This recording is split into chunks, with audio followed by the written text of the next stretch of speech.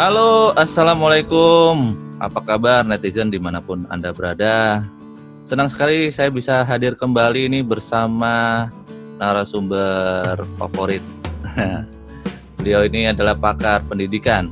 Di episode sebelumnya, kalau Anda sudah menyaksikan, itu ada 8 skill yang wajib dimiliki oleh setiap generasi muda yang ada di Indonesia ini. Terutama mereka-mereka yang ingin eksis dalam berkarya ya, atau bisa menjadi orang-orang yang bisa dipakai di dunia milenial sekarang ini. Apalagi dengan persaingan yang begitu ketat seperti sekarang, kalau kita tidak memiliki 8 skill kemampuan dasar yang sudah disampaikan narasumber saya dalam episode sebelumnya, maka Anda tidak akan bisa survive untuk menghadapi zaman, terutama di new normal seperti saat ini. Sudah berada di sebelah sana di Zoom. Kebetulan beliau sudah siap dengan Zoom-nya, Bapak Indra Charismiadi. Beliau ini adalah pakar pendidikan di Indonesia. Sering diundang di berbagai stasiun televisi, apalagi jika terkait masalah-masalah pendidikan. Nah, seperti kemarin itu masalah-masalah seperti PPDB, zonasi, dan seterusnya. Kali ini beliau meluangkan waktu untuk saya. Terima kasih sebelumnya. Saya akan sapa beliau langsung. Halo, Assalamualaikum. Selamat malam, Pak Indra. Waalaikumsalam warahmatullahi wabarakatuh. Apa kabar, Cak Imam? Baik, Pak Indra, gimana? Sehat kabarnya? Alhamdulillah sehat, walaupun di rumah terus, makanya bermimpi untuk ke pinggir pantai kan. Pakai background pinggir pantai. Siap, jadi ini imajinasi ya backgroundnya ya. Oh iya, karena nggak bisa ke pantai kan gitu, kita pakai Zoom aja di pantai. Tapi kayaknya di sana banyak angin, Pak. Itu pohonnya semilir angin terus gitu. Iya. Kan biar semakin kelihatan kan gitu. Iya Pak Indra, ini apa yang sudah disampaikan Pak Indra, 8 hal kemarin itu sebenarnya cukup menarik ya. Itu menjadi tontonan wajib buat generasi milenial saat ini. Ini saya putarkan atau saya share ke anak saya itu tentang 8 kemampuan dasar itu, skill itu. Dan rupanya bahasanya sudah menjadi software yang harus dimiliki setiap anak atau setiap pribadi. Jadi, tapi saya punya tambahan, Pak. Kemarin itu kan praktis ya, PRA sampai E. Saya punya tambahan satu, S. Yeah. Apa itu, Pak? Apa tuh? Apa? Spiritual. Oh, oke. Iya, jadi saya tambahkan. Orang Indonesia pasti ada S-nya kan gitu. Biar dingin dikasih es, Pak. Biar dingin dikasih es. Jadi S terakhir adalah spiritual. Jadi dengan 8 kemampuan dasar yang sudah ditanamkan itu, yang terakhir adalah dia harus punya spiritual yang kuat. Karena tanpa spiritual yang kuat juga kontrol dan lain-lain itu jadi goyah. Kalau di kearifan lokal kita ya Pak ya. Gimana Pak menurut jenengan? Ya, setuju kan gitu. Kalau yang kemarin itu kan kita bicara umum di seluruh dunia. Jadi Bank Dunia itu mengadakan kajian pada ribuan perusahaan. Jadi apa yang dicari kan gitu. Itu kan dalam konteks dari bagaimana mereka mencari tipe-tipe pekerja yang dibutuhkan. Sedangkan kalau kita bicara spiritual itu kan ranah pribadi kalau di luar negeri ya kan gitu. Jadi orang nggak mau menyentuh itu dan orang nggak akan bertanya kamu rajin sholat atau enggak, kamu agamanya apa, itu di luar negeri hal yang tabu, hal yang seperti itu. Jadi kalau buat kita kan tadi bagian dari kearifan lokal kita. Oke. Jadi menurut saya sih sah-sah saja, baik-baik saja karena kita orang Indonesia kan gitu. Iya, oke. Nah, ini kan menarik tuh yang kemarin. Sepertinya harus butuh pendalaman Pak ya dari materi sebelumnya itu. Pastinya kan gitu. Saya juga berniat nih kalau Cak Imam berkenan, saya akan jelaskan satu persatu kan gitu. Cuman Siap. ya itu butuh berapa semester kira-kira tuh Cak Im untuk Saya siapin kopi dulu ya Pak ya.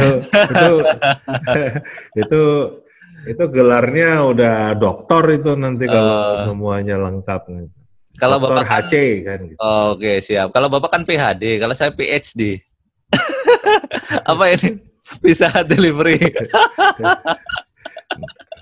HC Pak, doktornya HC. HC ya, honoris causa.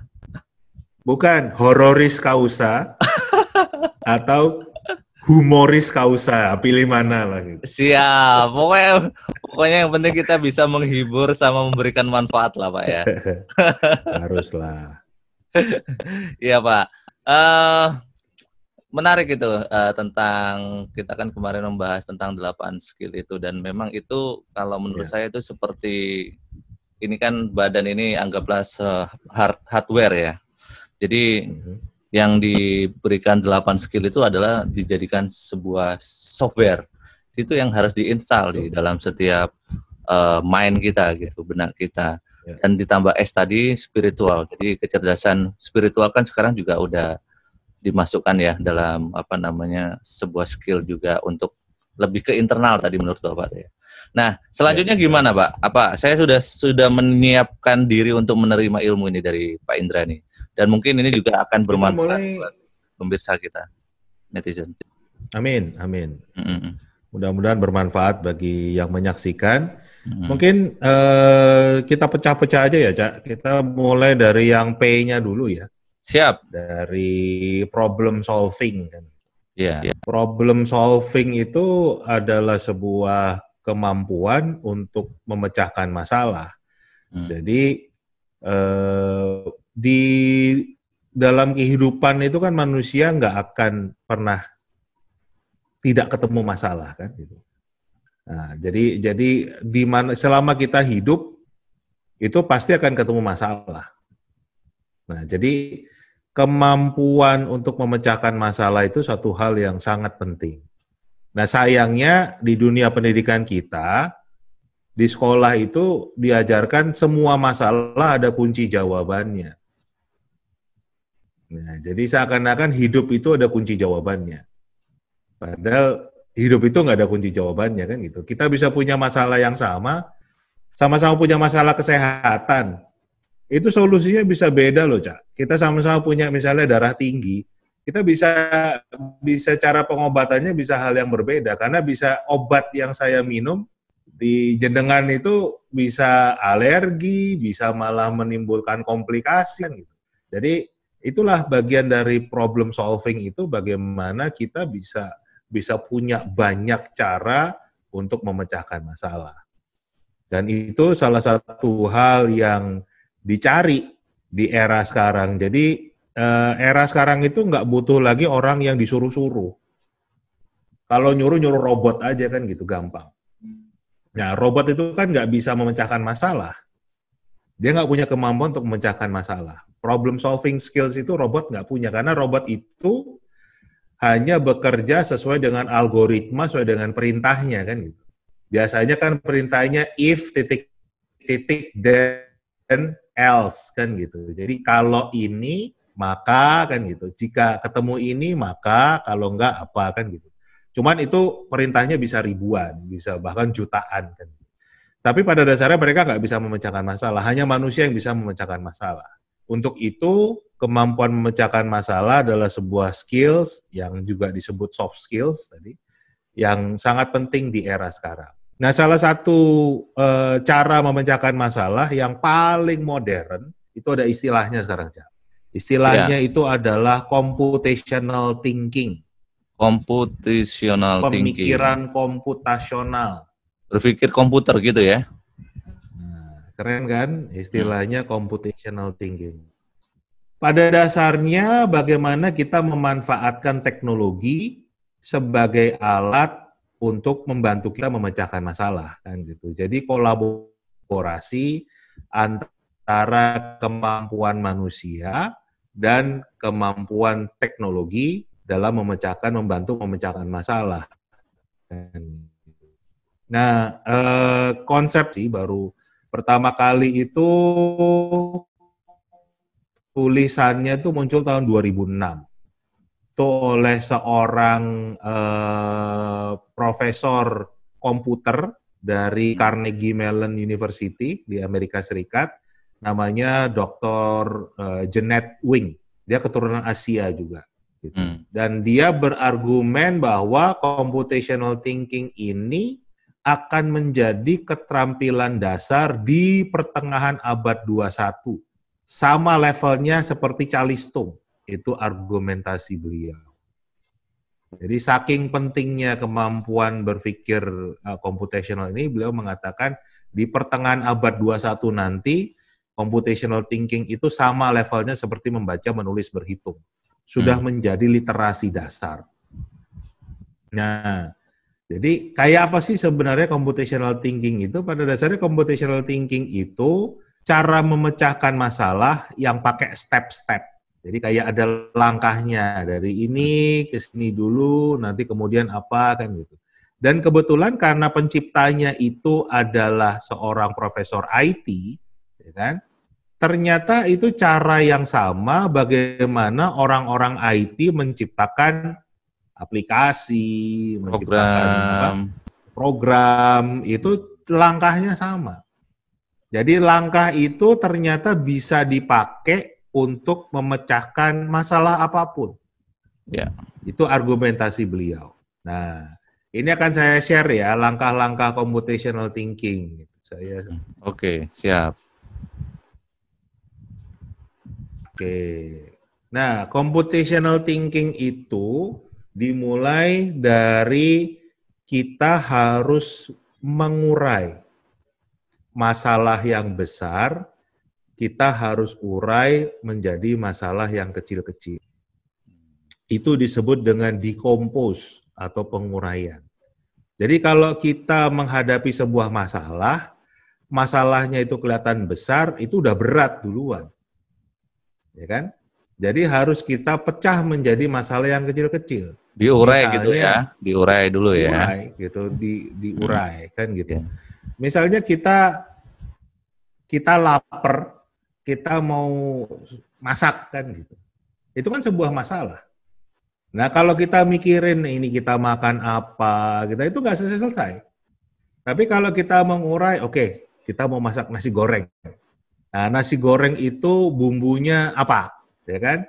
Ada nggak bumbunya di rumah? Ada nggak bahan-bahannya kan gitu. Nah itu kan dipecah lagi. Oke, bumbu nasi goreng tuh ini bahannya ini. Itu namanya diurai. Iya, ya kan? Yang harus dibeli mana, yang sudah tersedia apa, kan gitu. Nah, gitu. Jadi pertama itu masalah yang besar harus kita cacah, kita urai menjadi masalah yang kecil-kecil supaya nggak berat. Iya, betul. Itu langkah pertama. Setuju saya. Nah, kalau kita sudah mengurai, kita mulai mencari pola yang sama.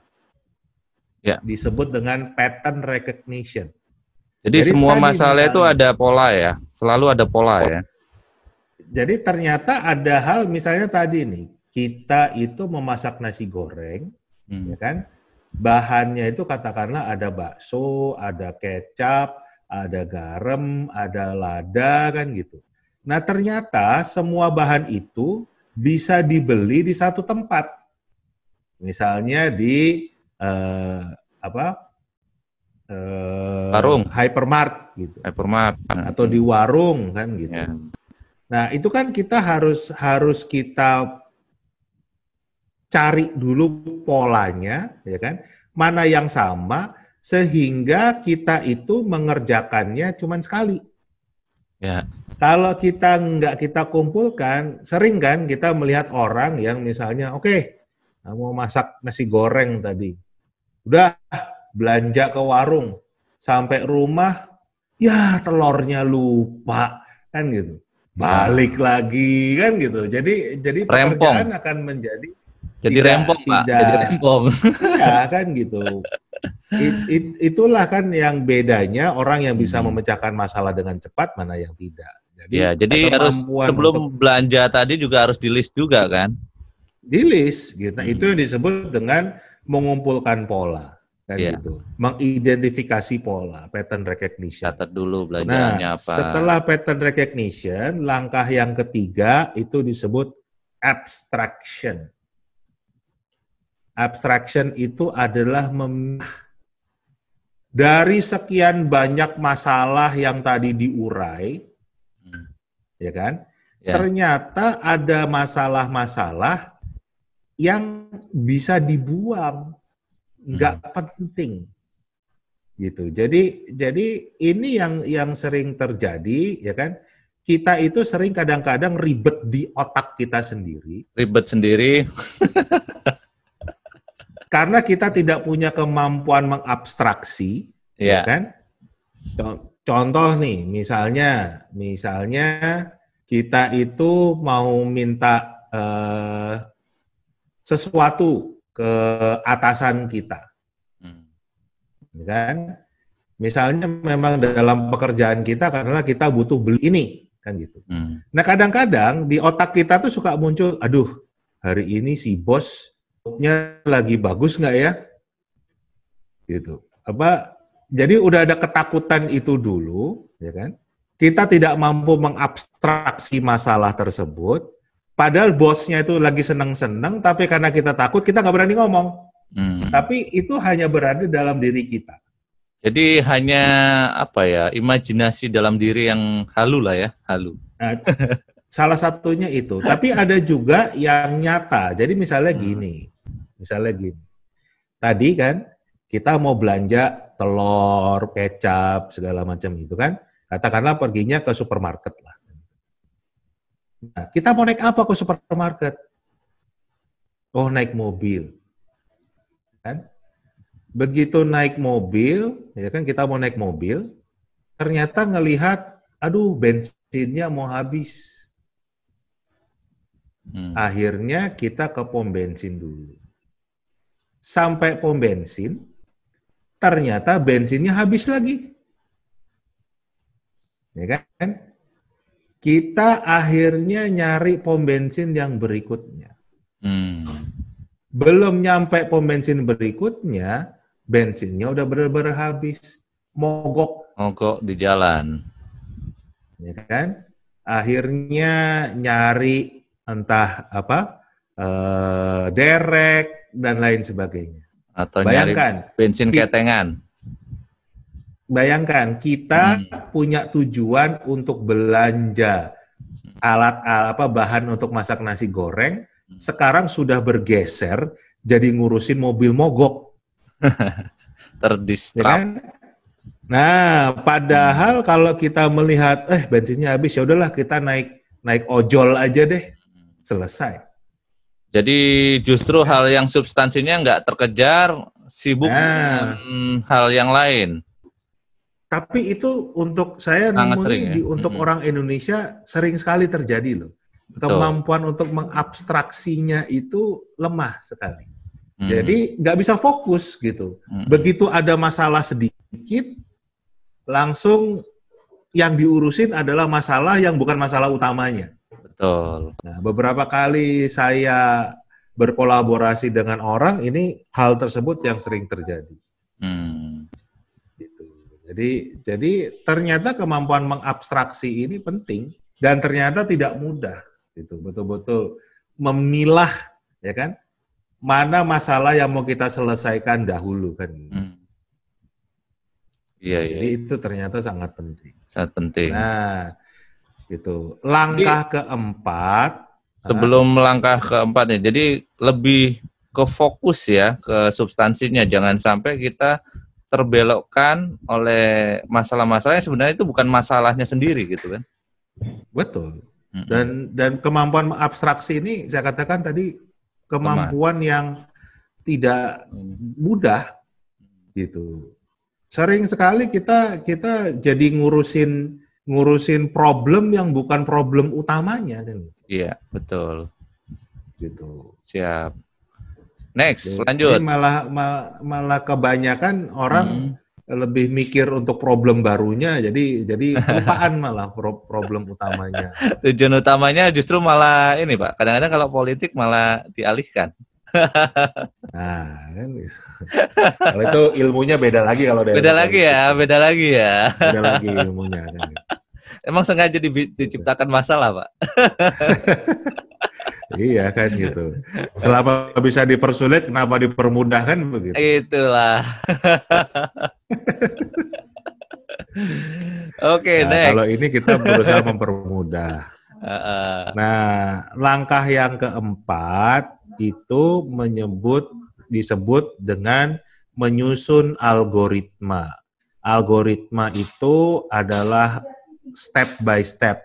Dari sini, mau ke sini, mau ke sini, mau ke sini, kan gitu. Jadi tadi, dari rumah, saya mau ke pasar, belinya ini, nanti pulang seperti ini, sampai ke rumah lagi, nyalakan kompor, masukin ini, nah itu adalah disebut dengan setting algoritma. Gitu. Jadi ini proses memecahkan masalah. Setting algoritma itu semacam step-step itu ya? Step-step kan gitu. Step-step, oke. Jadi ya kalau di dunia IT ya itu tadi misalnya if titik-titik then titik-titik else itu adalah algoritma. Yes. Ya kan gitu. Jadi perintah-perintah apa yang akan dilakukan sehingga tadi nggak akan fokus kan gitu. Jadi akan terlihat gitu masalah ini selesai atau enggak. Ya. Gitu. Planning kalau termasuk rencana A, B dan C gitu ya, plan gitu ya. Nah, ini kita bicara langkah terakhir.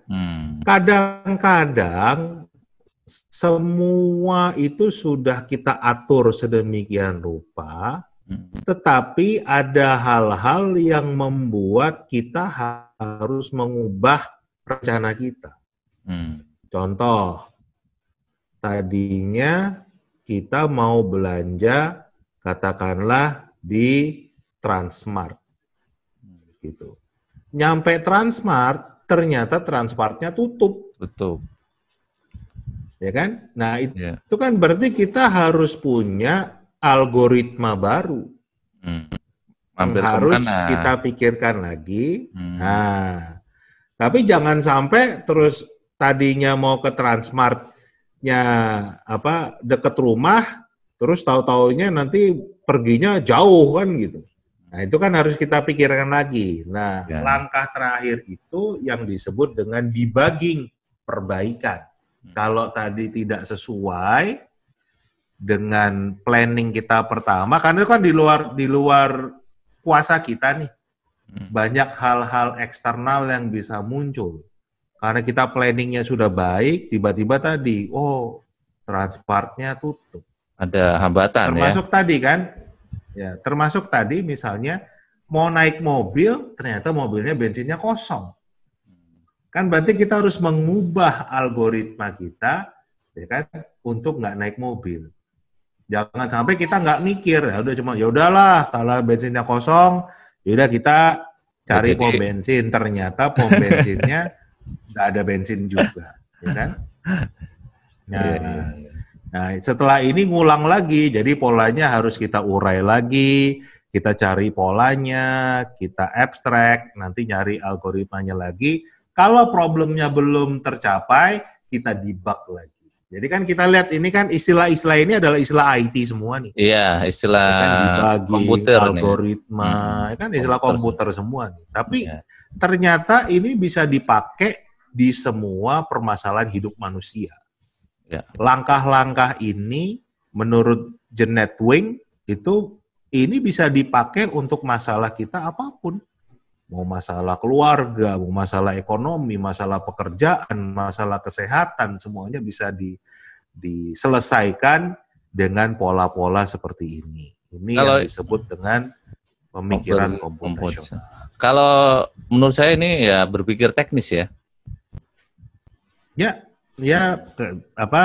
sangat engineer kan, sangat teknis kan gitu. Karena memang penciptanya adalah tadi seorang profesor IT kan. Gitu. Jadi memang di sini tidak ada feeling, tidak masuk ke sini kan. Bahkan itu yang harus diabstrak kan gitu.